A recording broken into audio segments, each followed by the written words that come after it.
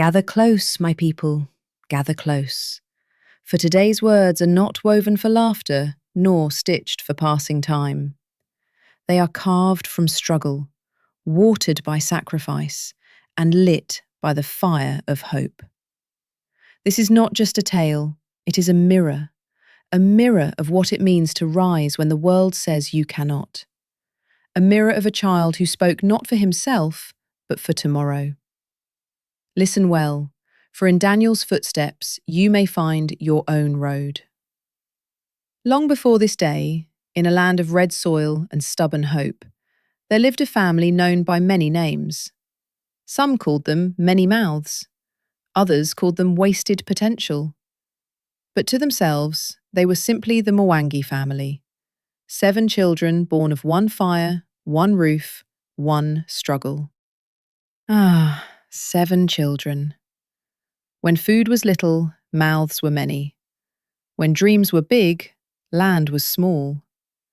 But among those 7 was one whose heart refused to sit still. His name was Daniel, the child who spoke for tomorrow.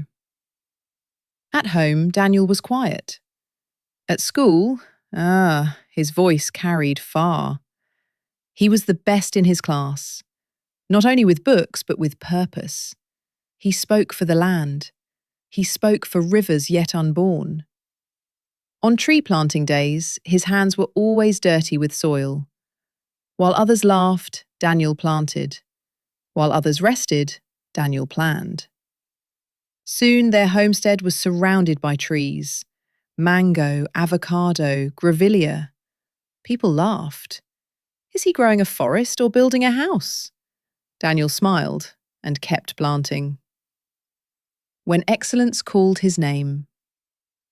The scholarship came quietly, not through noise, not through influence, but through excellence. On prize-giving day, walls listened, so joy was measured.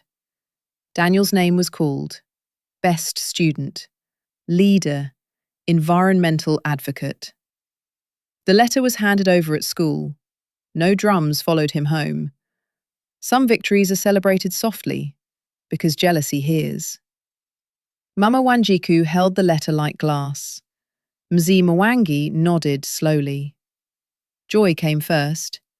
Fear followed. So far? Mama Wanjiku whispered. So far from our eyes?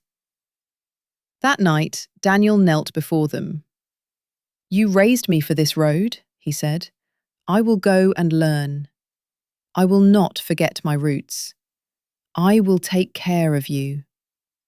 And before dawn, he left. I am not leaving you, he said. I am going ahead. Across the waters. The United Kingdom was cold, not only in weather, but in welcome. Buildings were tall. People walked fast. Loneliness walked faster. Daniel entered one of the most prestigious schools. Books were heavy, expectations heavier. By day, he studied medicine. By night, he worked. Hospitals by day, cleaning jobs by night. Security shifts when cleaning paid too little. Some nights, exhaustion won. Some nights, hunger came first. There were days, my people, days when Daniel slept with no food in his stomach. He drank water.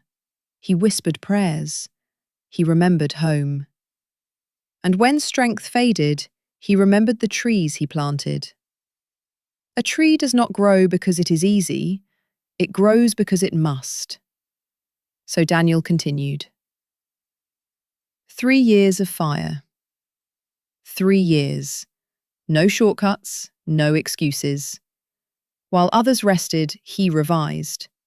While others complained, he endured. He failed tests and stood again. He doubted himself and kept walking. When the final results came, they spoke clearly. Honours. Doctor of Medicine. A son of red soil had crossed oceans and returned crowned with knowledge. The graduation without parents. Graduation day arrived.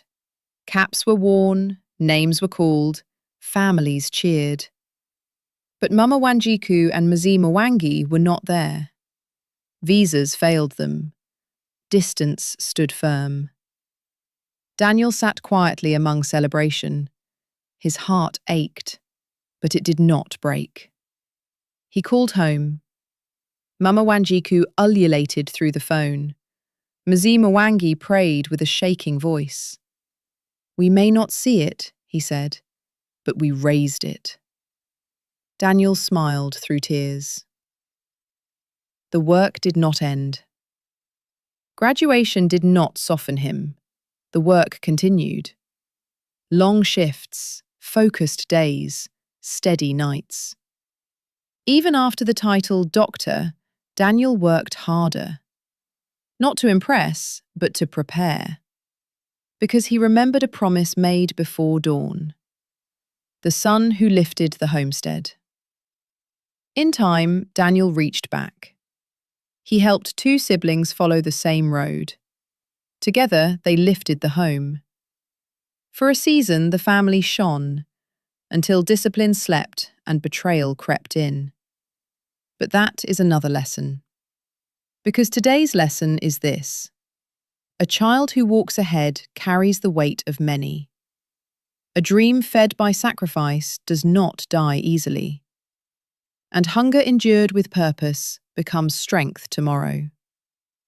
Daniel did not rise because life was kind. He rose because he refused to stop. And so, my people, remember this. Greatness is not born in comfort, but in persistence.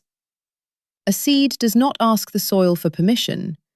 It breaks through because it must. When the world closes its doors, walk to the road and carve your own path. For the child who walks ahead does not walk alone.